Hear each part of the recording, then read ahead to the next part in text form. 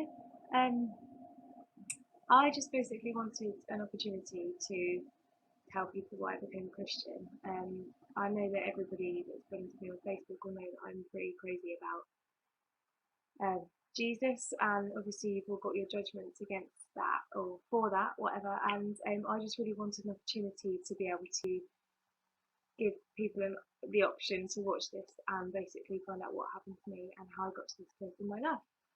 Um, So where does it start? I wasn't brought up in a Christian household at all. Kind of church was only really for weddings and funerals. And I just didn't have a very good opinion of the church really. I just didn't.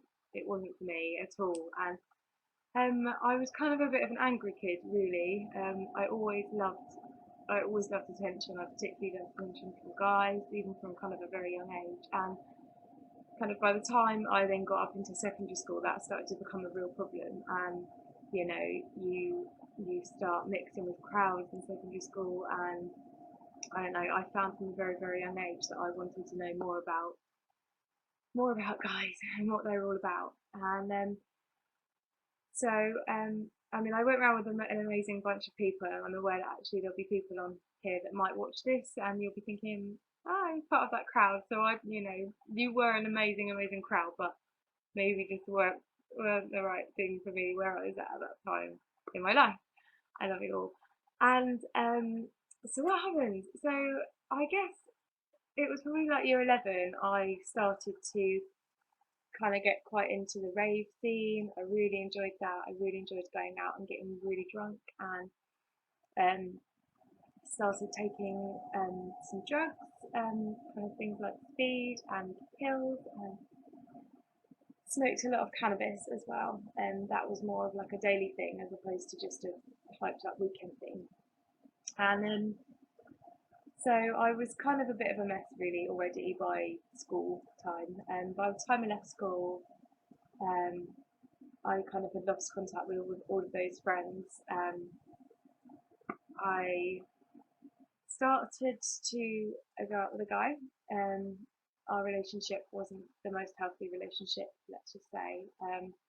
There was just a lot of kind of emotional abuse, really, just being made to feel very small and really insignificant. It was him, I guess, that kind of introduced me to cocaine, which basically was what ruined me. Really, I got totally hooked. It was everything for me. My payslip would be about how much cocaine can I get out of this payslip, and um, life just wasn't really very good. I was really depressed. I was really low. I found out at the age of 18 as well that my parents had decided they were going to split. I never really, I never really had an amazingly loving family home anyway. I mean, we'd have family holidays, but I guess I just always, because of my own insecurities, I just guess I always just felt like I was the black sheep. So it's nothing against my parents. I love you both very, very much, but I guess it's just that's how I felt growing up. But when they decided that they were going to divorce, it had a massive impact on me. And because I was 18, I kind of thought that I could deal with that, I could cope with it. Um, when actually on the inside, I really wasn't coping with it. And I drunk more than I've ever drunk in my life before or since. And yeah, it was really getting bad.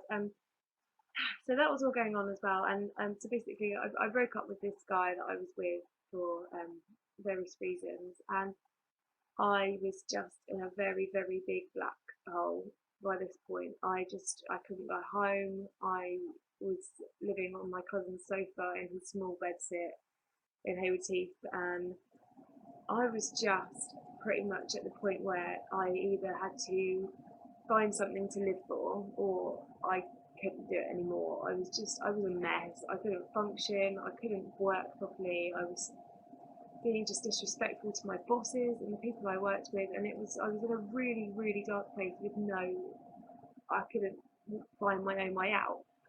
So one of the girls I live with called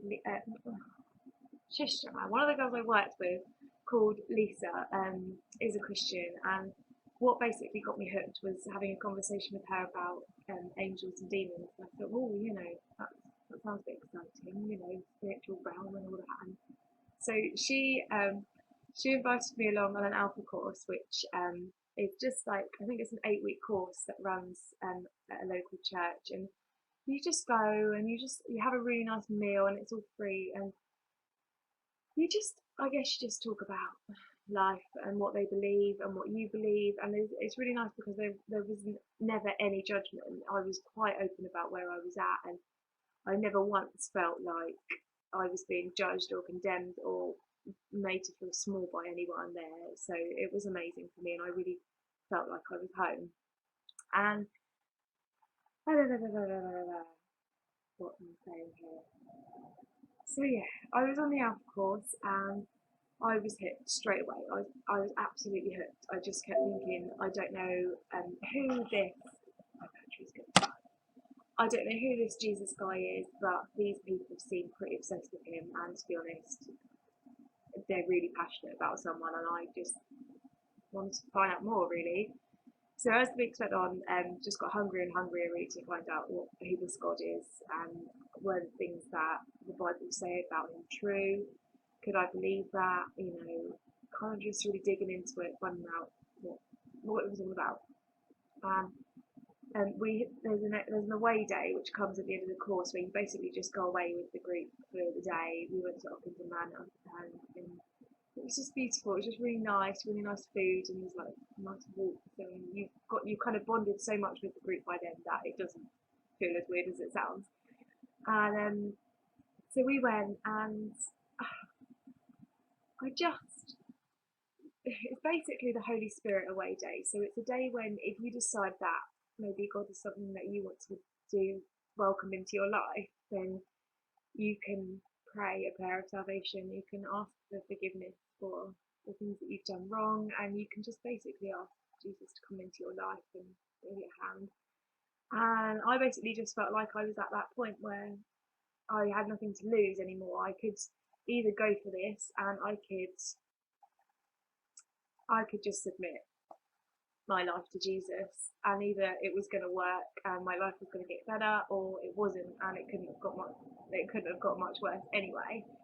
So we went for that, and our amazing pastor, Jim, who's just a great guy. He's so down to earth. He's not at all what you think a pastor or a vicar or a preacher is like. He makes jokes and stuff. It's great. And so he basically said, if anyone wants to pray this prayer, put your hand up or do whatever. So I just put my hand out, and he came over and prayed for me, and there are no words for me to describe the feeling that I felt, the encounter that I had with a very, very real God. It was undeniable, but there were no words. This is the thing, like, God is so all powerful and amazing that you can't contain him in this little box to give a description of what he's like. But basically, I just felt more loved and more accepted than I had ever had in my life, and I felt like I was home. I felt like that big, big void that I would always try to fill with men and drugs and drinking and violence and swearing and all that stuff that you just kind of add into this box that you think is going to fill some kind of void and make you feel better, actually isn't. And I just found that God made it perfect, replacement really for that stuff. Just since then, my life has rocked. Like, I can't even bear to imagine where my life would be if Jesus hadn't have come in and saved me that day.